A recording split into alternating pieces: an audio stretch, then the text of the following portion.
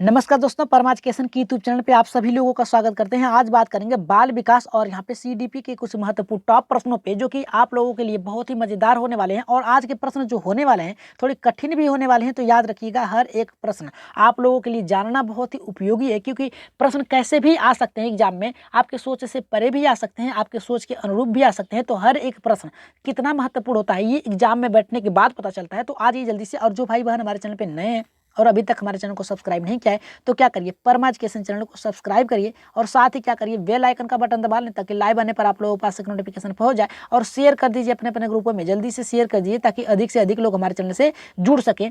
तो आज ये जल्दी से गुड इवनिंग सभी लोगों को, गुड इवनिंग। आज की क्लास थोड़ा जल्दी खत्म करेंगे क्योंकि थोड़ा सा डिस्टर्ब है, तो उसके लिए आज क्लास थोड़ा सा जल्दी भी करेंगे। चलिए देखते हैं, ज़्यादा प्रश्न नहीं है क्योंकि उतना बैलेंस नहीं बन पा रहा है पढ़ाने के, लेकिन फिर भी क्लास चलेगा। तो चलिए देखते हैं यहाँ पे पहला प्रश्न क्या कर रहा है। पहला प्रश्न ये करा है कि किस समूह के छात्रों को, गुड इवनिंग जी, गुड इवनिंग सभी लोगों को।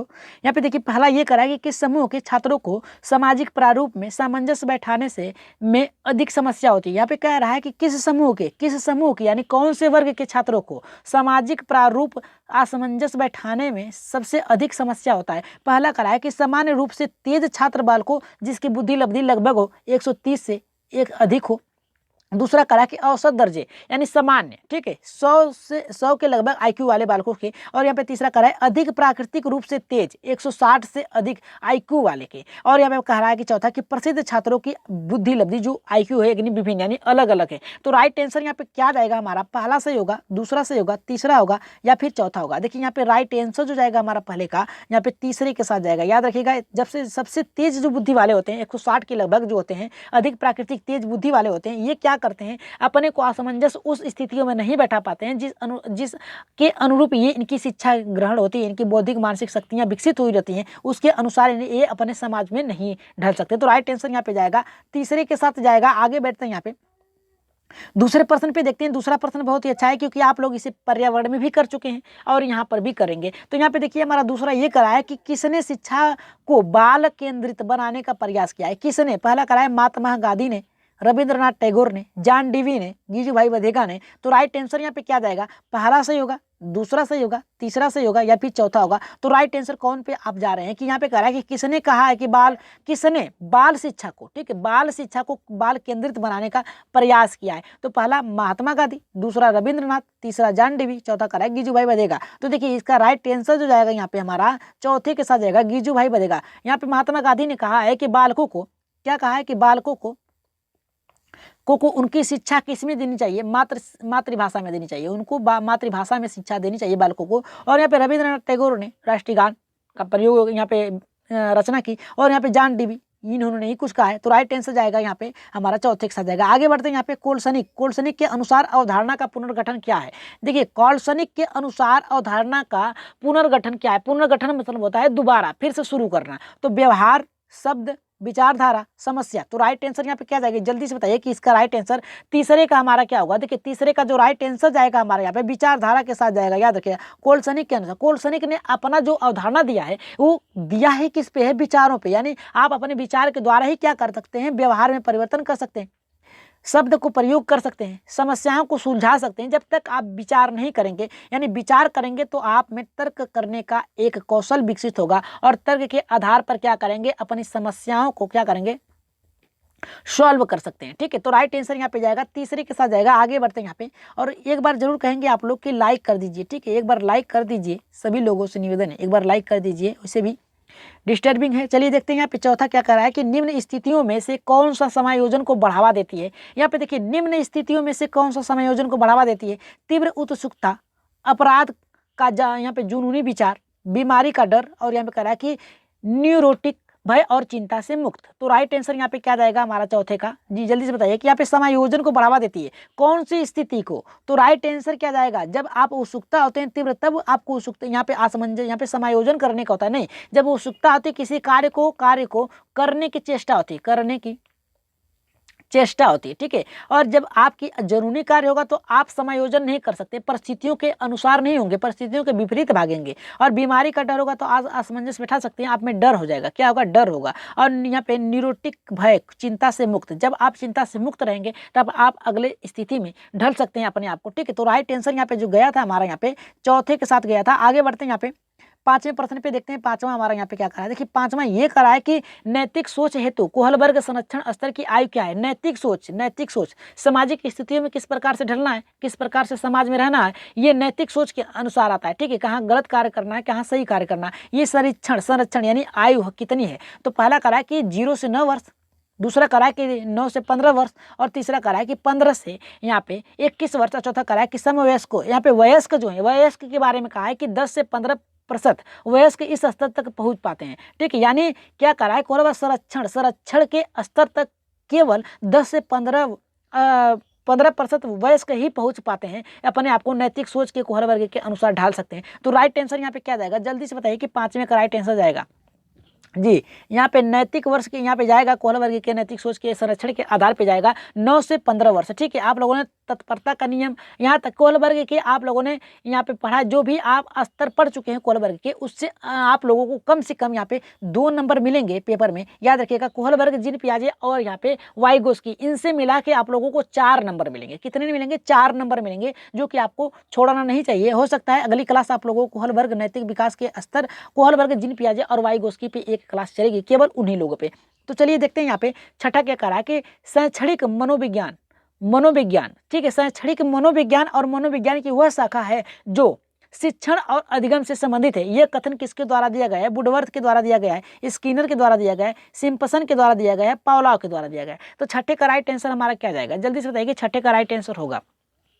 देखिए शैक्षणिक की जहां पर बात किया जाए, मनोविज्ञान की शाखा की बात किया जाए, तो आप तुरंत कहां जाएंगे, स्किनर के साथ जाएंगे। राइट आंसर जाएगा यहाँ पे दूसरे के साथ जाएगा। आगे बढ़ते हैं यहाँ पे सातवें प्रश्न पे देखते हैं, सातवां प्रश्न क्या कर रहा है। और सभी लोग अपना स्कोर क्या करिए, काउंट करते चलिएगा, ठीक है, काउंट करते चलिएगा, ठीक है। और सही सही उत्तर ही काउंट करिएगा। जिनके लोगों का डिलीट कर दिए हैं, जो डिलीट कर देते हैं, उनका आंसर नहीं काउंट होगा। तो यहाँ पे देखिए निम्न में से कौन सी चिंतन की बात किया है, यानी सोचने की, जिसमें एक व्यक्ति निष्कर्ष पर पहुंचने के लिए निरंतर तर्क का प्रयोग करता है, ठीक है, उपयोग करता है। तो पहला करा है तार्किक चिंतन, एकाग्र चिंतन, भिन्न चिंतन, अमूर्त चिंतन। तो राइट आंसर यहाँ पे सातवें का क्या होगा, जल्दी से बताइए कि सातवें का राइट आंसर क्या होगा। देखिए यहाँ पे राइट आंसर क्या जाएगा, अगर हम कह दें यहाँ पे कि अमूर्त चिंतन, तो राइट आंसर आपके अकॉर्डिंग क्या जाएगा, जल्दी से बताइए कि राइट आंसर यहाँ पे क्या होगा। यहाँ पे क्या क्या है, चिंतन की बात क्या है, तो चिंतन अगर बात कर दिया है तो राइट आंसर क्या जाएगा, सभी में चिंतन लगा है, याद रखिएगा सभी में चिंतन लगा है। लेकिन चिंतन की बात क्या है, तार्किक चिंतन पे होगा। एकाग्र यानी आप मौन होकर जब करते हैं, भिन्न चिंतन यानी अलग अलग जब सोचते हैं, अमूर्त चिंतन यानी जब वस्तु न हो उस पर विचार करना। तो हमारे अकॉर्डिंग तो ये हो रहा है, आपके अकॉर्डिंग कौन होता है, जल्दी से बताइए कि राइट आंसर क्या होगा। सातवें का 4, 3, 2, 1 जी, इसका राइट आंसर जाएगा पहले के साथ जाएगा तार्किक। जब तक आप तर्क नहीं करेंगे तब तक अमूर्त विचार नहीं सोच सकते, भिन्न विचार से भिन्न प्रकार के चिंतन नहीं कर सकते, एकाग्र चिंतन नहीं कर सकते। सबसे उपयुक्त तरीका आपका तार्किक चिंतन। तो राइट आंसर यहाँ पे चौथा न होकर पहला जाएगा। आगे बढ़ते हैं यहाँ पे आठवें प्रश्न पे देखते हैं। आठवां प्रश्न यहाँ पे क्या करा है, देखिए आठवां प्रश्न ये कह रहा है हमारा कि अनुवंशिकता के संदर्भ में किसने कहा है कि बुद्धिमान माता पिता की संतान बुद्धिमान होगी जबकि मंद बुद्धि माता पिता की संतान मंद होगी। तो ये देखिए टेट में भी आ चुका है, सभी एग्जाम के टेट में आ, सभी स्टेट के एग्जाम में आ चुका है, ठीक है। ऐसा नहीं कि केवल एक ही स्टेट के एग्जाम में आया है, ये सभी के स्टेट के एग्जाम टेट एग्जाम में आ चुका है।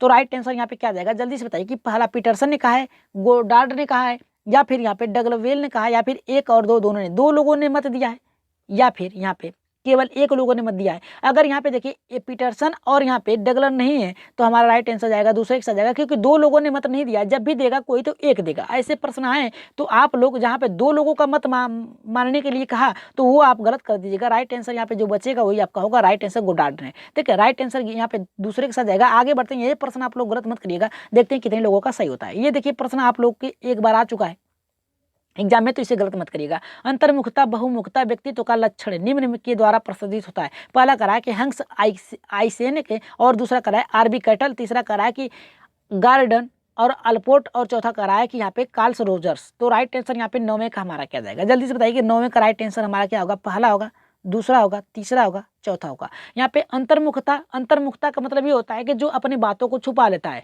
और बहिमुखता जो अपनी बातों को विस्तारित कर देता है यानी बांट देता है, यानी सब में क्या करता है, बराबर बराबर तो नहीं, मतलब सबसे बता देता है। तो यही जो लक्षण है ये किसके द्वारा प्रदर्शित हुआ है, तो इसका राइट आंसर नोमे का जाएगा यहाँ पे हैंस आइसेक के द्वारा। ठीक है, राइट आंसर जाएगा यहाँ पे पहले के साथ जाएगा। आगे बढ़ते हैं यहाँ पे 10वें प्रश्न पे, देखते हैं 10वां हमारा यहाँ पे क्या करा है।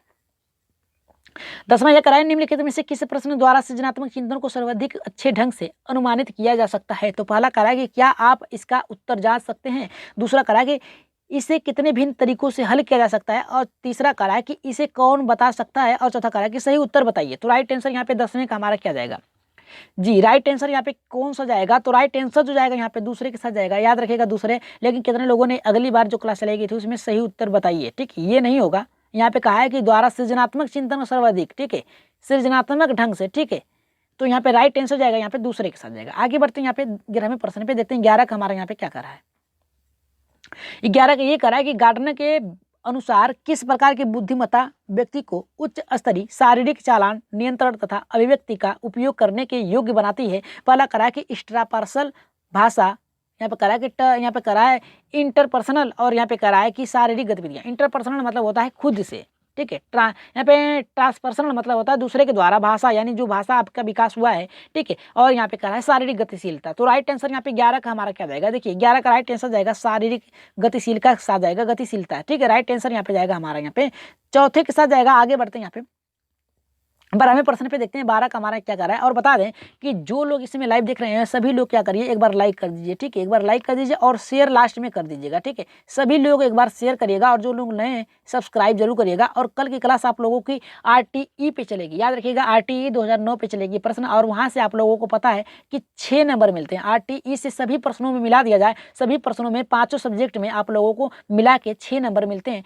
तो RTE से भी प्रश्न आप लोगों को कल चलेंगे, ठीक है। तो यहाँ पे 12 का कह रहा है कि प्राथमिक मानसिक योग्यताओं की संकल्पना को किसने दिया है, गिलफोर्ड ने दिया है, थर्स्टन ने दिया है, स्पिनर ने, स्पीयरमैन ने दिया है, वर्नर ने दिया है। तो राइट आंसर यहाँ पे क्या जाएगा, जल्दी से बताइए कि 12 का राइट आंसर होगा पहला, दूसरा, तीसरा या फिर चौथा। देखिए इसका राइट आंसर जो जाएगा हमारा 12 का दूसरा, थर्स्टन ने दिया है, ठीक है, याद रखिएगा किसने दिया है, प्राथमिक मानसिकता किसने दिया है, थर्स्टन ने दिया है। तो राइट आंसर यहाँ पे जाएगा दूसरे के साथ जाएगा। आगे बढ़ते हैं यहाँ पे 13वें प्रश्न पे, ये प्रश्न आप लोग कर चुके हैं, गलत मत करिएगा।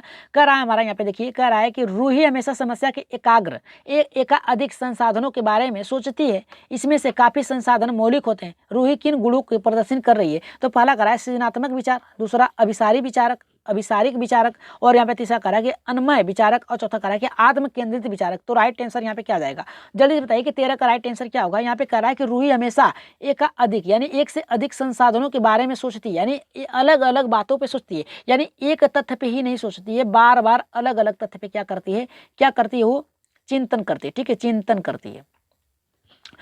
करती है। तो किस मौलिकता को प्रदर्शित करिए, किस गुण को प्रदर्शित कर रही है, सृजनात्मक गुण को, अभिसारिक चिंतन को, अनमन्य को, और यहाँ पे आत्म केंद्रित विचारक को। तो यहाँ पे देखिए इसका राइट आंसर जो जाएगा यहाँ पे 13 का आत्म केंद्रित विचारक पे नहीं होगा, राइट आंसर जाएगा यहाँ पे सृजनात्मक विचारक पे, क्योंकि वो अलग अलग सोच कर रही है, अलग अलग निर्माण कर रही है कि आगे हो क्या सकता है। तो राइट आंसर यहाँ पे जाएगा पहले के साथ जाएगा। आगे बढ़ते हैं यहाँ पे 14 प्रश्न पे, देखते हैं 14 का हमारा क्या कह रहा है कि निम्नलिखित में से कौन सी तकनीक विभिन्न सोच को प्रोत्साहित करने के लिए उपयुक्त नहीं है। कौन सी तकनीक यहाँ पे करा है कि प्रोत्साहित करने के लिए, किसमें तकनीक विभिन्न सोच को यहाँ पे प्रोत्साहित करने के लिए उपयुक्त नहीं है, विचार मंथन।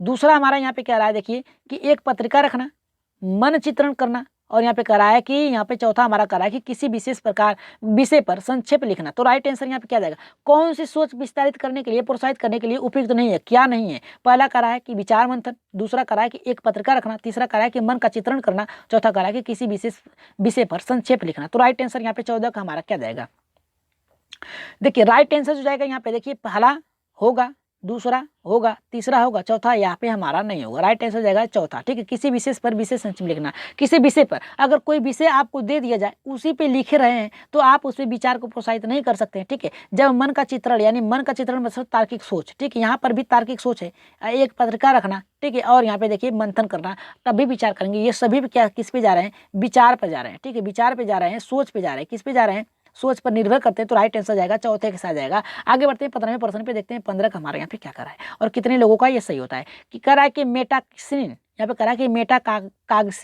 काग्सन में एक महत्वपूर्ण जागरूकता शामिल है। पहला करा है कि किसी की सोच सोच और सीख पर, दूसरा करा है कि एक विचारक और अभ्यर्थियों के रूप में, तीसरा करा है कि न तो एक और न तो दोनों होगा, और चौथा करा है कि एक और दो दोनों होगा। तो राइट आंसर यहाँ पे क्या जाएगा, जल्दी से बताइए कि यहाँ पे मेटाकॉग्निशन में किस प्रकार की महत्वपूर्ण जागरूकता शामिल है। तो पहला सही होगा, दूसरा सही होगा, तीसरा। ये देखिए ये प्रश्न आप लोगों के लिए रखा गया है, ठीक है। कमेंट में इसका उत्तर देंगे, कहाँ देंगे, कमेंट में इसका उत्तर कैसा देंगे, सही सही देंगे, ठीक है। कैसा देंगे, सही सही उत्तर देंगे। और आज की क्लास समाप्त की जाती है। बता दें कि कल आप लोगों ने उत्तर गलत दिया था, इसीलिए किसी का उत्तर नहीं रखा गया था, ताकि आप लोगों को कुछ न कहा जा सके। कल के उत्तर आप लोगों को गलत थे, और ज़्यादा लोगों ने उत्तर नहीं दिया था, इसलिए उसे रखा नहीं जा रहा है। तो जो भाई बहन हमारे चैनल पे नए हैं और अभी तक हमारे चैनल को सब्सक्राइब नहीं किया, तो परमार्थ किशन चैनल को सब्सक्राइब करिए, साथ ही बेल आइकन का बटन दबा लें, ताकि लाइव आने पर आप लोगों के पास नोटिफिकेशन पहुंच जाए। और शेयर कर दीजिएगा, देखने के बाद क्लास जरूर शेयर करिएगा अपने अपने ग्रुपों में, ताकि अधिक से लोग देख सकें। क्योंकि 31 याद रखिएगा, 31